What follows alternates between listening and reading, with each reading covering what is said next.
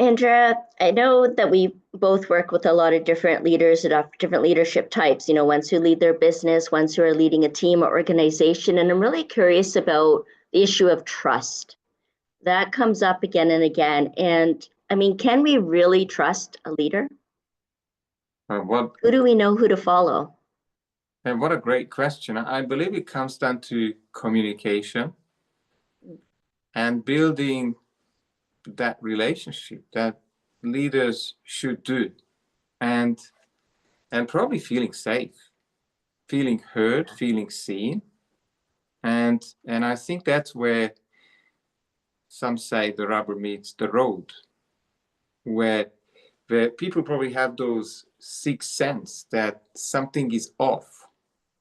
And if you're listening to us and you have that feeling, then probably is there is something off with the leader you're talking to, you're looking at. But from the leadership point of view, I want to give you a challenge to really listen and look at context, and whether there is the nonverbal aligned to what your employees or team members say.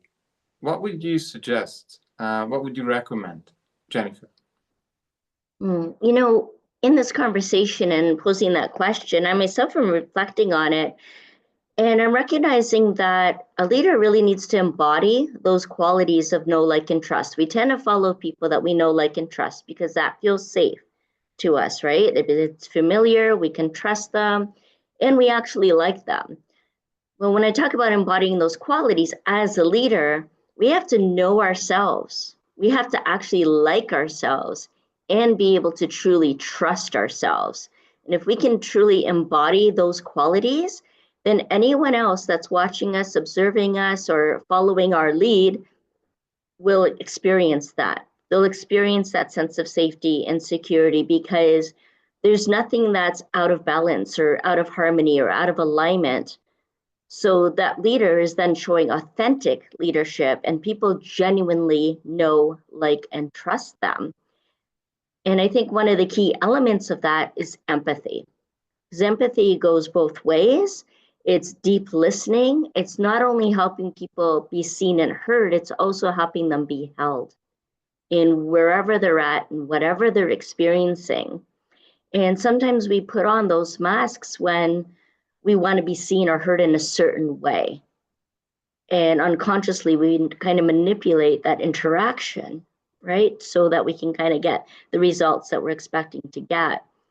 I think it really comes down to how we really understand each other, interact with each other, and feel and experience each other. Because as Maya Angelou has said, that the words don't matter, right? It's not what you say that people remember. They remember how you make them feel. And so I think that's a really important element when it comes to leadership.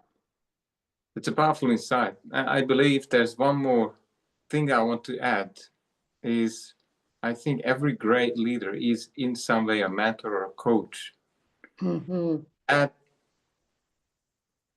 is requiring at times to create awareness breakthroughs or creating more awareness for the people who we lead, and at times that's is sitting them in the uncomfortable, so they reach out for help, or they step into the new version of themselves to then more on or take a leadership position or take charge, and that holding space is where the magic happens, and Yes. helps you. Is there any last words? Yeah, I love that you said the new version of yourself. And I'm curious about what people would put in the comments if we asked them, what would the new version of yourself look like? What do you think is an important element to true leadership? I'd love to engage more in a conversation in the comments below this video. So I'd really encourage people to do that, to connect.